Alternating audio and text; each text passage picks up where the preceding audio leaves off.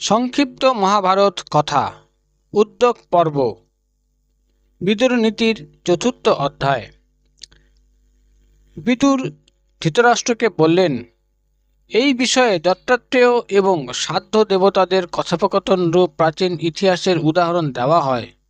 একথা আমিও শুনেছি। প্রাচীনকালের কথা, উত্তম ব্রত সম্পন্ন মহাবুদ্ধিমান মহর্ষি দত্তাত্রেয় পরমহংস রূপে বিচরণশীল ছিলেন। সেই সময় সাধ্য দেবতাগণ তাকে জিজ্ঞাসা করলেন, মহর্ষি, আমরা সাধ্য দেবতা, আপনাকে শুধুমাত্র দেখে আপনার বিষয়ে কিছু অনুমান করতে পারছি না। আপনাকে শাস্ত্রজ্ঞানী, ধৈর্যশীল এবং বুদ্ধিমান বলে মনে হচ্ছে। আপনি আমাদের বিদগ্ধপূর্ণ কিছু উদার বাণী কৃপা করে শোনান। পরমহংস বললেন, দেবগণ, আমি শুনেছি যে ধৈর্য ধারণ, মনোনিগ্রহ, সত্য ধর্ম পালনই কর্তব্য। এর সাহায্যে মানুষের হৃদয়ের সমস্ত গ্রন্থি উন্মোচন করে প্রিয় এবং অপ্রিয়কে নিজের আত্মার সমান বলে জানা উচিত। অপরে কুকথা বললেও তাকে গালি দেওয়া উচিত নয়। ক্ষমাকারীর অবরুদ্ধ ক্রোধই গালি প্রদানকারীর ক্ষতি করে এবং তার পুণ্য হরণ করে। অপরকে গালি দেবে না এবং তাকে অসম্মানও করবে না। মিত্রের সঙ্গে দ্রোহ এবং নিজ ব্যক্তির সঙ্গে মেলামেশা করবে না। সদাচার শূন্য ও অহংকারী হবে না। রুক্ষ এবং ক্রোধযুক্ত বাক্য পরিত্যাগ করবে। যার বাক্য কঠোর এবং স্বভাব রুক্ষ, যে মর্মে আঘাত করে বাগবানে মানুষকে দুঃখ দেয়, বুঝতে হবে যে সেই ব্যক্তি মানুষের মধ্যে মহাদরিদ্র এবং নিজ বাক্যে দারিদ্র্য বয়ে বেড়ায়। রুক্ষ ও কঠোর বাক্য মানুষের মর্মস্থান, হৃদয় এবং প্রাণকে দগ্ধ করে। তাই ধর্মানুরাগী ব্যক্তি জ্বালা প্রদানকারী রুক্ষ কঠোর বাক্য সততই পরিত্যাগ করেন। যদি কেউ বিদ্বান ব্যক্তিকে অগ্নি এবং সূর্যের ন্যায় দগ্ধকারী তীক্ষ্ণ বাণের দ্বারা আঘাত করে, তবে সেই বিদ্বান পুরুষ অত্যন্ত আহত হয়েও মনে করেন যে এর দ্বারা তার পুণ্য পুষ্ট হচ্ছে। বস্ত্র যেমন যে রঙে রং করা হয় সেই রঙই ধারণ করে, তেমনি যদি কোনো ব্যক্তি সজ্জন, অসজ্জন, তপস্বী অথবা চোরের সেবা করেন, তাহলে সেই ব্যক্তির উপর সেই রঙের প্রভাব বিস্তার করে।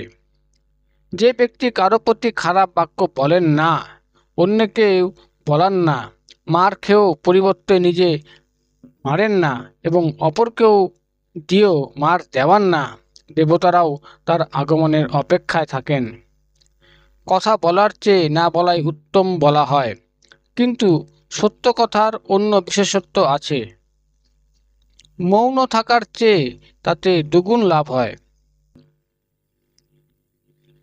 সেই সত্য যদি প্রিয় হয় তবে তা 3 গুণ বিশেষত্ব, এবং তা যদি ধর্মসম্মতভাবে বলা হয় তবে তা 4 গুণ বিশেষত্ব লাভ করে। মানুষ যেমন লোকদের সঙ্গে বাস করে, যেমন লোকেদের সেবা করে এবং যেমন হতে চায় সে তেমনই হয়ে যায়। যে যে বিষয় থেকে মনকে সরানো হয় সেই সব থেকে মুক্তি হয়ে যায়। এইভাবে সর্বদিক থেকে যদি নিবৃত্ত হওয়া যায়, তাহলে মানুষ কখনো লেশমাত্র দুঃখ পায় না। যিনি নিজে কখনো কারোর দ্বারা বিচিত হন না, অপরকে জেতার ইচ্ছা রাখেন না, কারো সঙ্গে শত্রুতা করেন না, কাউকে দুঃখ বা আঘাত দিতে চান না, নিন্দা বা প্রশংসাতে যিনি সমভাবে থাকেন, তিনি হর্ষ সুখের অতীত হয়ে যান। যিনি সকলের কল্যাণ কামনা করেন, কারো অকল্যাণের কথা মনেও আনেন না, যিনি সত্যবাদী, কোমল এবং জিতেন্দ্রীয়, তাকে উত্তম পুরুষ বলা হয়। যিনি মিথ্যা সান্ত্বনা দেন না, দেওয়ার প্রতিজ্ঞা করে দিয়ে ফেলেন, অপরের দোষ সম্বন্ধে অবহিত, তিনি মধ্যম শ্রেণীর পুরুষ। দেখুন, দুঃশাসনকে গন্ধর্বরা মেরেছিল, অস্ত্রশস্ত্রের দ্বারা রক্তাক্ত করে দিয়েছিল। সেই সময় পাণ্ডবরা ওদের রক্ষা করেছিল। তা সত্ত্বেও সেই কৃতজ্ঞ ক্রোধের বশীভূত হয়ে পাণ্ডবদের ক্ষতি করতে পিছু হটেনি। এই দুরাত্মা কারোরই মিত্র নয়। অধম পুরুষেরই এরূপ চিত্তবৃত্তি হয়, যে নিজের ব্যাপারে সন্দেহ থাকায় অপরের দ্বারা ভালো হলেও তাকে বিশ্বাস করে না, মিত্রকে দূরে রাখে, সে অবশ্যই অধম পুরুষ। যে নিজের উন্নতি চায় তার অবশ্যই উত্তম পুরুষের সেবা করা উচিত। প্রয়োজন হলে মধ্যম পুরুষেরও সেবা করা যেতে পারে, কিন্তু অধম পুরুষের কখনো নয়।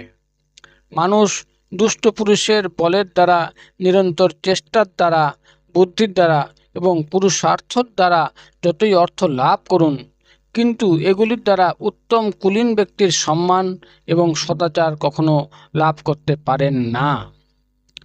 ধৃতরাষ্ট্র বললেন, বিদুর, ধর্ম এবং অর্থের নিত্য জ্ঞাতা এবং বহুশ্রুত দেবতারাও উত্তম কুলে জন্ম পাওয়ার আকাঙ্ক্ষা করেন। তাই আমি তোমাকে জিজ্ঞাসা করছি, উত্তম কুল কাকে বলে? বিদুর বললেন, যাতে তপ, ইন্দ্রিয় সংযম, বেদের স্বাধ্যায়, যজ্ঞ, পবিত্র বিবাহ, সদা অন্নদান এবং সদাচার এই 7 গুণ বর্তমান, তাকে উত্তম কুল বলা হয়। যার সদাচার শিথিল হয় না, যিনি নিজ দোষে পিতা মাতাকে কষ্ট দেন না, প্রসন্ন চিত্তে ধর্ম আচরণ করেন এবং অসত্য পরিত্যাগ করে নিজ কুলের বিশেষ কীর্তি রাখতে চান, তার কুলই উত্তম। যজ্ঞ না করলে, নিন্দনীয় কুলে বিবাহ করলে, বেদ পরিত্যাগ ও ধর্ম উল্লঙ্ঘন করলে উত্তম কুলও অধম হয়ে যায়। ভারত, দেবতাদের ধন নাশ, ব্রাহ্মণদের ধন অপহরণ, ব্রাহ্মণদের মর্যাদা লঙ্ঘন করলেও উত্তম কুল অধম হয়ে যায়। ভারত, ব্রাহ্মণদের অসম্মান এবং নিন্দাতে এবং গচ্ছিত বস্তু অপহরণ করলে উত্তম কুলও নিন্দনীয় হয়ে যায়। জনবল, গো পশু ও ধনসম্পত্তি সম্পন্ন হয়েও যে কুল সদাচারহীন হয়, তা উত্তম কুলের গণনার মধ্যে থাকে না।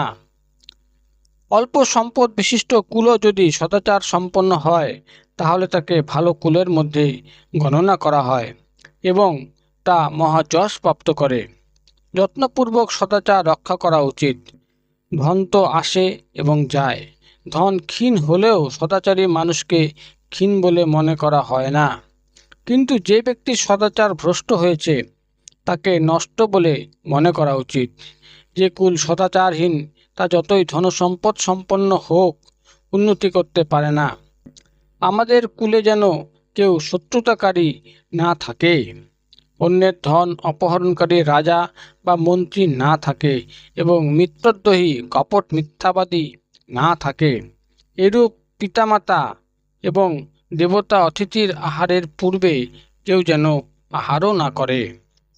আমাদের মধ্যে যে ব্রাহ্মণকে হত্যা করে, ব্রাহ্মণকে হিংসা করে এবং পিতৃপুরুষদের পিণ্ডদান বা তর্পণ করে না, সে যেন আমাদের সভায় না আসে। তৃণাসন, মাটি, জল ও মিষ্ট বাক্য সজ্জনের গৃহে এই 4টি জিনিসের কখনো অভাব হয় না। রাজন, পূর্ণ কর্মকারী ধর্মাত্মা ব্যক্তিদের গৃহে এই তৃণাদি বস্তু অত্যন্ত শ্রদ্ধার সঙ্গে সৎকারের জন্য দেওয়া হয়। বিপ্রবর, ছোট রথ ভার বহন করতে সক্ষম হয়, কিন্তু অন্য কাঠ বৃহৎ হলেও ভার বহনে অক্ষম হয়ে থাকে। তেমনি উত্তম কুলে উৎপন্ন উৎসাহী ব্যক্তি ভার বহন করতে সক্ষম, অন্য ব্যক্তিরা তা পারে না। যার কোপে ভীত হতে হয় এবং শঙ্কিত চিত্তে সেবা করতে হয়, সে মিত্র নয়। মিত্র তাকেই বলে যার উপর পিতার ন্যায় বিশ্বাস করা যায়। অপরেরা তো শুধু সঙ্গী, আগে থেকে কোনো সম্বন্ধ না থাকলেও যে বন্ধুর মতো ব্যবহার করে, সেই বন্ধু, সেই মিত্র, সেই আশ্রয়। যার চিত্ত চঞ্চল, যে বৃদ্ধদের সেবা করে না, সেই চঞ্চলমতি মানুষের স্থায়ী বন্ধু হয় না। হংস যেমন শুষ্ক সরোবরের পাশে ঘুরে বেড়াতে থাকে, ভিতরে প্রবেশ করে না, তেমনি যার চিত্ত চঞ্চল, যে অজ্ঞান ও ইন্দ্রিয়ের দাস, তার অর্থ প্রাপ্তি হয় না। দুষ্ট ব্যক্তির স্বভাব মেঘের ন্যায় চঞ্চল, সে সহসা ক্রোধান্বিত হয়, আবার অকারণে প্রসন্ন হয়ে ওঠে। যে মিত্রের দ্বারা সম্মানিত হয়ে তার সাহায্যে কৃতকার্য হয়েও তার বন্ধু হয় না, সেই কৃতজ্ঞের মৃত্যুর পর মাংসভোজী জন্তুও তার মাংস খায় না। অর্থ থাক বা না থাক, বন্ধুকে আপ্যায়ন করতেই হয়। বন্ধুর কাছ থেকে কিছু যাঞ্চা করার মনোভাব রাখবে না এবং তাদের ভালো মন্দের পরীক্ষা করবে না। দুঃখে রূপ নষ্ট হয়, বল নষ্ট হয় এবং জ্ঞান নষ্ট হয়। দুঃখে মানুষ রোগগ্রস্ত হয়। শোক করলে অভীষ্ট লাভ করা যায় না। এতে শুধু শরীরের কষ্ট হয় এবং শত্রু আনন্দিত হয়। অতএব আপনি শোক করবেন না।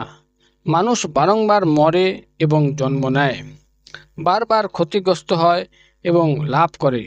বারংবার অপরের কাছ থেকে যাঞ্চা করলে অপরে তার কাছে যাঞ্চা করে। সে অপরের জন্য শোক করে, অপরে তার জন্য শোক করে। সুখ দুঃখ, উৎপত্তি বিনাশ, লাভ ক্ষতি এবং জীবন মরণ এইসব বারবার আসে যায়। তাই ধৈর্যশীল ব্যক্তির তার জন্য হর্ষ বা শোক করা উচিত নয়। 6টি ইন্দ্রিয় অত্যন্ত চঞ্চল। যে যে ইন্দ্রিয় যে বিষয়ের প্রতি গভীরতর ভাবে আসক্ত হতে থাকে, বুদ্ধি ততই ক্ষীণ হতে থাকে। যেমন ছিদ্রযুক্ত কলস থেকে জল নির্গত হতে থাকে। ধৃতরাষ্ট্র বললেন, তুষের আগুনের মতো শুষ্ক ধর্মে আবদ্ধ রাজা যুধিষ্ঠিরের সঙ্গে আমি কপট ব্যবহার করেছি, সুতরাং সে যুদ্ধের দ্বারা আমার পুত্রদের বিনাশ করবে। মহামতি, আমার মন সর্বদা ভয়ে উদ্বিগ্ন হয়ে আছে, তাই যা উদ্বেগশূন্য এবং শান্তিপ্রদ তা আমাকে বলো। বিদুর বললেন, নিষ্পাপ নরেশ, বিদ্যা, তপস্যা, ইন্দ্রিয় নিগ্রহ এবং লোভ পরিত্যাগ ব্যতীত আপনার জন্য আর কোনো শান্তির উপায় দেখি না। মানুষ তার ভয় বুদ্ধির সাহায্যে দূর করে। তপস্যা দ্বারা মহান পদ প্রাপ্ত হওয়া যায়। গুরু শুশ্রূষা দ্বারা জ্ঞান এবং যোগের দ্বারা শান্তি লাভ হয়। মোক্ষকামী ব্যক্তিগণ দানের পুণ্যের আশ্রয় নেন না, বেদের পুণ্যেরও আশ্রয় গ্রহণ করেন না। নিষ্কামভাবে রাগ বা আসক্তি দেশ রহিত হয়ে তারা ইহলোকে বিচরণ করেন। সম্যক অধ্যয়ন, ন্যায়োচিত যুদ্ধ, পুণ্যকর্ম এবং ভালোভাবে করা তপস্যার শেষে সুখ বৃদ্ধি হয়। রাজন, যারা নিজেদের মধ্যে পার্থক্য নিয়ে চলে তারা সুন্দর বিছানায় শয়ন করলেও সুখে নিদ্রা যেতে পারে না। সুন্দরী নারীর কাছে থাকলে অথবা চাটুকারিগণ স্তুতি করলেও তারা প্রসন্ন হয় না। যারা নিজেদের মধ্যে ভেদভাব রাখে তারা কখনো ধর্ম আচরণ করে না, সুখও পায় না, তারা গৌরবপ্রাপ্ত হয় না এবং শান্তির বার্তাও সহ্য করতে পারে না। হিতের কথাও তাদের ভালো লাগে না, যোগ ক্ষেমের সিদ্ধিও তারা পায় না। রাজন, ভেদাভেদ রাখে যেসব পুরুষ, বিনাশ ছাড়া তাদের আর কোনো গতি নেই। যেমন গরুতে দুধ, ব্রাহ্মণের তপ এবং যুবতী স্ত্রীর মধ্যে চপলতার ন্যায় জ্ঞাতি পরিবারের দ্বারা ভয়েরও কারণ থাকতে পারে। নিত্য জলসেচন করে যে সরু লতাকে বড় এবং ঘন করা হলে তা অনেকদিন নানা ঝড় বাদল সহ্য করতে পারে। সৎপুরুষদের বিষয়েও একথা ঠিক। তারা দুর্বল হলেও সাময়িক শক্তির দ্বারা বলবান হয়ে ওঠেন। ভরতশ্রেষ্ঠ, জ্বলন্ত কাঠ পৃথকভাবে থাকলে অগ্নি উদগীরণ করে, কিন্তু একসঙ্গে থাকলেই দাউ দাউ করে জ্বলে ওঠে। এইরূপী আত্মীয় বন্ধু পৃথক হলে দুঃখ বাড়ে এবং একত্রে থাকলে সুখী হয়। ধৃতরাষ্ট্র, যারা ব্রাহ্মণ, নারী, আত্মীয় কুটুম্ব এবং গাভীর উপর বীরত্ব দেখায় তারা চারাগাছের ফলের মতো মাটিতে পড়ে যায়। গাছ যদি একা দাঁড়িয়ে থাকে তাহলে তা যতই বলবান, দৃঢ়মূল এবং বৃহৎ হোক, ঝড়ের দাপটে এক মুহূর্তে শাখা প্রশাখা সহ ধরাশায়ী হয়। কিন্তু যদি বহু গাছ একসঙ্গে থাকে তাহলে অনেক বড় ঝড়ও তাদের ধরাশায়ী করতে পারে না। এইরূপ সর্বগুণ সম্পন্ন মানুষও একা হয়ে গেলে শত্রু তাকে নিজের অধীনে পেয়ে যায়, কিন্তু পরস্পর একসঙ্গে থাকলে একে অন্যের সাহায্য পেলে কোনো শত্রু তার সামনে আসতে পারে না। ব্রাহ্মণ, গাভী, কুটুম্ব, বালক, নারী, অন্নদাতা এবং শরণাগত এরা অবদ্ধ। রাজন, আপনার কল্যাণ হোক। মানুষের অর্থ এবং আরোগ্য ছাড়া আর কোনো গুণ নেই, কারণ রোগী মৃত ব্যক্তির মতো। যা রোগ ছাড়াই উৎপন্ন হয় তা পাপের সঙ্গে সম্পর্কিত। কঠোর, তীক্ষ্ণ, গরম যা সৎ ব্যক্তি যা সৎ ব্যক্তিরা সহ্য করেন আর দুর্জনেরা সংবরণ করতে পারেন না। আপনি সেই ক্রোধ সংবরণ করে শান্ত হন। বিদ্যুতে ব্যক্তি মধুর ফলের স্বাদ বোঝে না, বিষয়েও তার কিছু সার মেলে না। রোগী সর্বদাই দুঃখিত হয়ে থাকে, সে ধন সম্পর্কের ভোগ এবং সুখ কোনোটি অনুভব করে না। রাজন, আগে দ্রৌপদীকে প্রাসাদে জিতে নেওয়ার পর আমি বলেছিলাম আপনি দুধ ক্রীড়ার আসক্ত দুর্যোধনকে বাধা প্রদান করুন। বিদ্বানেরা এই প্রবঞ্চনা করতে বারণ করেছেন, কিন্তু আপনি আমার বারণ শুনেননি। তাকে শক্তি বলা যায় না, যা মৃদু স্বভাবের বিরুদ্ধে সক্রিয় হয়। শুষ্ক ধর্ম সত্তরই সেবন করা উচিত। ক্রূরভাবে উপার্জন করা অর্থ নশ্বর হয়। যদি স্বাভাবিকভাবে উপার্জন করা হয় তবে তা পুত্র পৌত্র পর্যন্ত স্থির থাকে।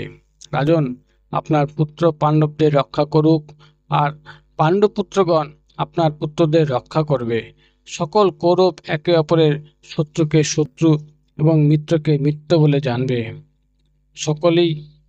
সকলের যেন একই কর্তব্য হয়, সকলেই সুখী এবং সমৃদ্ধশালী হয়ে যেন জীবন কাটায়।